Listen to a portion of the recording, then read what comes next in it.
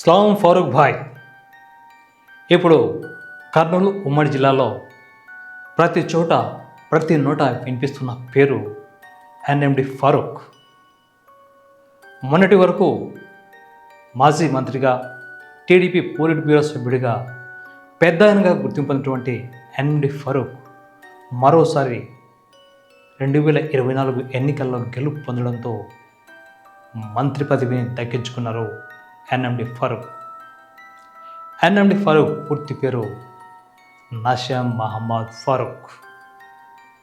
స్వగ్రామం నేటి కర్నూలు ఉమ్మడి జిల్లాలోని కొత్తపల్లి మండలం ముస్లిండి గ్రామంలో మే 15వ తేదీ 1950 సంవత్సరంలో జన్మించారు. అంటే మన దేశానికి స్వాతంత్రం వచ్చిన తర్వాత అంటే 3 ఏళ్ల తర్వాత ఫారూక్ జననం జరిగింది. మరి ఎస్ఎస్ఎల్సి వరకు చదువుకున్నటువంటి ఫారూక్ ఆ తర్వాత నంద్యాలకు చేరుకున్నారు. నంద్యాలలో తన మిత్ర బృందంతో కలిసి చిన్న చిన్న వ్యాపారాలు కూడా నిర్వహించారు. ఇదే సందర్భంలో మరి 1974లో ఎన్ఎండి ఫారూక్కు వివాహమైంది. వివాహం అనంతరం మరి రాజకీయాలపై ఆసక్తి కలగడంతో 1981 సంవత్సరంలో నంద్యాల మున్సిపల్ కౌన్సిలర్గా స్వతంత్ర అభ్యర్థిగా పోటీ చేసి ఘన విజయం సాధించారు.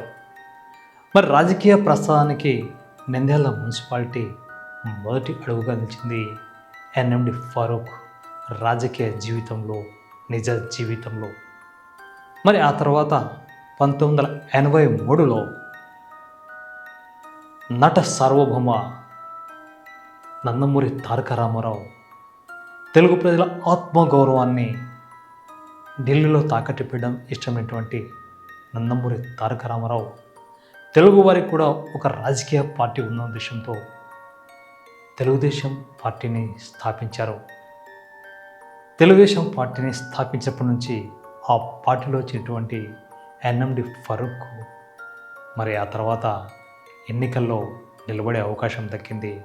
దివంగత స్వర్గీయ ఎన్టీ రామారావు ఆశీస్సులతో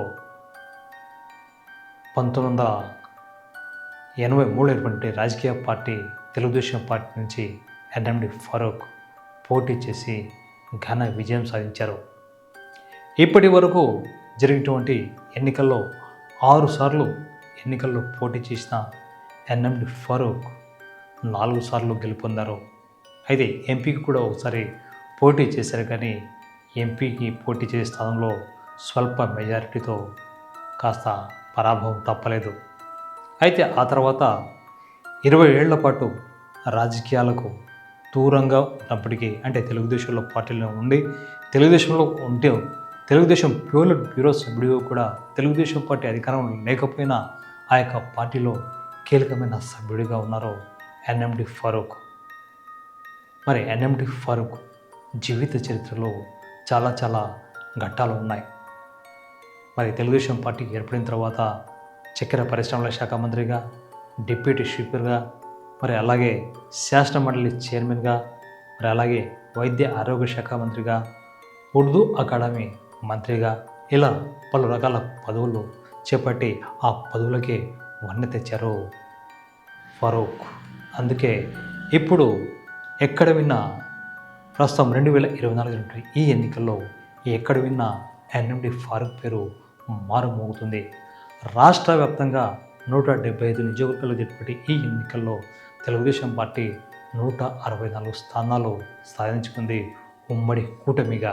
ఈ నేపథ్యంలో మైనార్టీ నుంచి 3 ఎమ్మెల్యేలుగా ఎన్నికైతే అందులో అత్యంత సీనియర్ ఎన్ఎండి ఫారూక్.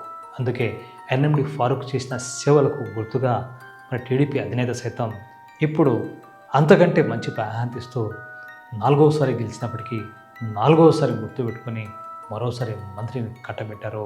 అది మైనార్టీ సంక్షేమ శాఖ అలాగే న్యాయశాఖ మంత్రిగా. మరి మొదటిసారి ఎన్నికల్లో గెలిచి ఎంత సంతోషంగా ఉన్నారో, ఇప్పటికీ చివరి అవకాశం ఒక్కసారి ఇవ్వనంటూ ప్రజల్లోకి వెళ్ళినటువంటి ఎన్ఎండి ఫారూక్కు నంద్యాల ప్రజలు సాదరంగా ఆహ్వానించారు. ముఖ్యంగా ముస్లిం సోదరులతో పాటుగా అన్ని సామాజిక వర్గాలకు చెందినటువంటి ఈ యొక్క బలిజ సామాజిక వర్గీయులు, మరి అలాగే ఆర్యవైశ్య సోదరులు, రెడ్డి సామాజిక వర్గం, కమ్మ సామాజిక వర్గం, ఇలా అనేక సామాజిక వర్గాలు, ఎస్సీ ఎస్టీ సోదరులు కూడా ఎన్ఎండి ఫారూక్ను ఆదరించి 2024 ఎన్నికల్లో దాదాపుగా 13,000 భారీ మెజారిటీతో గెలిపించారు. గెలిపే అసాధ్యం అనుకున్నటువంటి తరుణంలో మరి నంద్యాల ప్రజలు ఈ గిఫ్ట్ ఇవ్వడం నిజంగా టీడీపీ యొక్క ప్రభావం, అలాగే ఎన్ఎండి ఫారూక్ యొక్క అదృష్టం అని చెప్పవచ్చు. మరి ఇప్పటి వరకు ఎన్ఎండి ఫారూక్ సంబంధించినటువంటి మరి రాజకీయ పదవులు చాలానే ఉన్నాయి.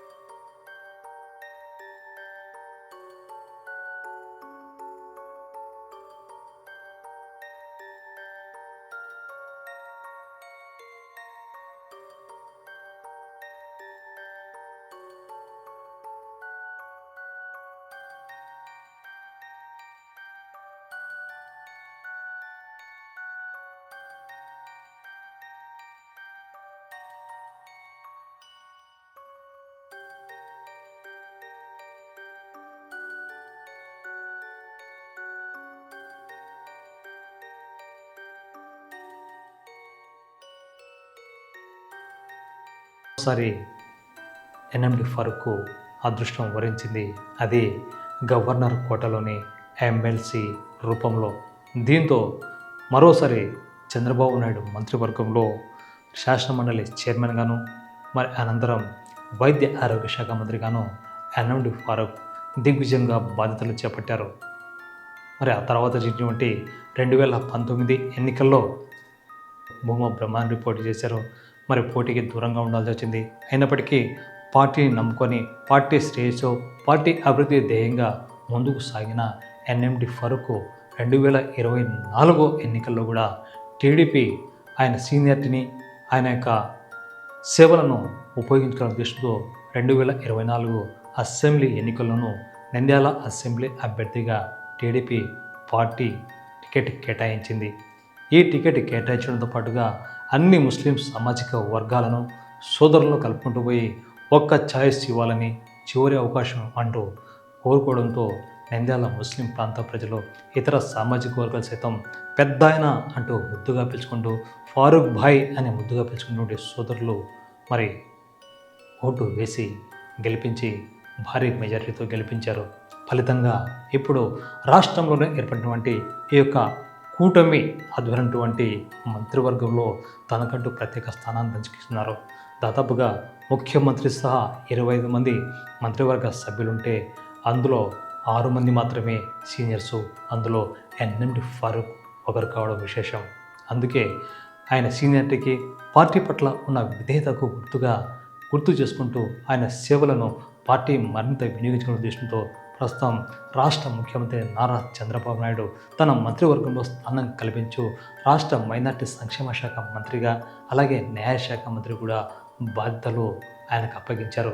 మరి 5 ఏళ్ల పాటు జరిగినటువంటి ఈ యొక్క పరిపాలనా కాలంలో మరి ఫారూక్ మరిన్ని ఉన్నత పదవులు సాధించడమే కాకుండా తాను ప్రస్తుతం చేపట్టేటువంటి న్యాయశాఖ మంత్రి పదవికి, అలాగే మైనార్టీ శాఖ మంత్రి పదవి కూడా న్యాయం చేస్తారన్న ధీమా, ఆశాభావం అటు పార్టీ శ్రేణులను, ఇటు మైనార్టీ వర్గాలను, ఇటు నంద్యాల ప్రజల్లోనూ వ్యక్తమవుతుంది. అందుకే ఫారూక్ భాయ్ అంటూ ముద్దుగా పిలిచినటువంటి నంద్యాల ప్రజలకు, పెద్ద ఆయన అని పిలుచుకున్నటువంటి ఫారూక్ గారికి మరిన్ని ధన్యవాదాలు తెలుపుకుంటూ మరి రాబోయే రోజుల్లో నంద్యాల అభివృద్ధికి, నంద్యాల సంక్షేమానికి మరింత కృషి చేసి ఫారూక్ భాయ్ ఔర్ ఎక్ బార్ అంటూ రాబోయే రోజుల్లో మరోసారి ఎన్నికల గుడుక సిద్ధమయ్యే విధంగా నంద్యాల అభివృద్ధిని చేస్తారని ఆకాంక్షిస్తున్నారు నంద్యాల ప్రజలు. అందుకే మరోసారి బాధ్యతలు చేపట్టి దిగ్విజయంగా రాష్ట్రంలో స్వర్ణ యుగాన్ని తలపించే విధంగా రాష్ట్ర అభివృద్ధి పదంలో